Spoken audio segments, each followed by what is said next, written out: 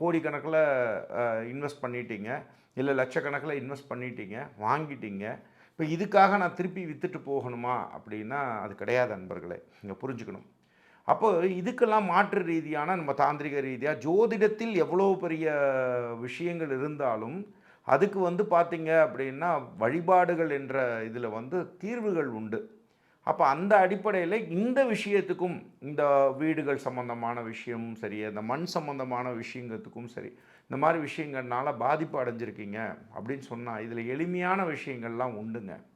அப்போ ஜோதிட ரீதியாக உங்களுடைய கணக்குகளையும் பார்த்துட்டு, அது மட்டும் இல்லாமல் தாந்திரிக ரீதியாக சொல்லணும்னா இந்த மாதிரி ஒரு பாதிப்புகள் நிறைய இருக்குன்னா சில மலர்கள் வளர்க்கலாம், அதே மாதிரி சில செடிகள் வளர்க்கலாம். அதை விட்டுட்டு சில பேர்லாம் இன்றைக்கி பார்த்திங்கன்னா சைனா பிளான்ட் வளர்க்குறேன் அப்படிங்கிறது, வாஸ்து பிளான்ட் வளர்க்குறேன்னு சொல்கிறது, முள் செடிகள் வளர்க்குறது. நீங்கள் நல்லா புரிஞ்சுக்கணும் எனது அன்பார்ந்த நேயர்களே, எந்த வீட்டில் மணி பிளான்ட்டை ரொம்ப சுற்றி சுற்றி வளர்க்குறாங்களோ அவங்க வீட்டில் நல்லா பாருங்கள் பண கஷ்டம் நிறைய இருக்கும்.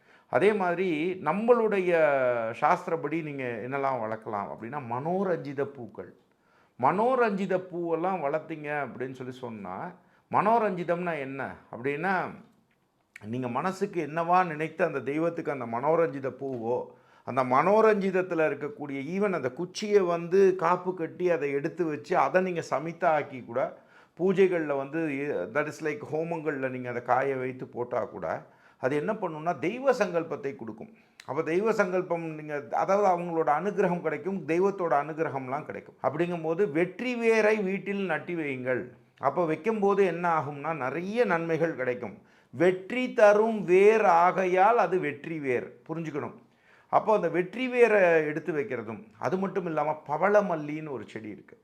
அந்த பவழமல்லி பூக்களுக்குன்னு ஒரு பெரிய சக்தி உண்டு, சரியா? அப்போ அந்த பவழமல்லி செடிகளாக இருக்கலாம். அதே மாதிரி பார்த்திங்கன்னா சங்கு புஷ்பம் அப்படின்னு சொல்லி ஒரு செடி உண்டு. அப்போ அந்த சங்கு புஷ்ப மலர்களை வளர்ப்பது ரொம்ப பெரிய நன்மைகளை கொடுக்கும்.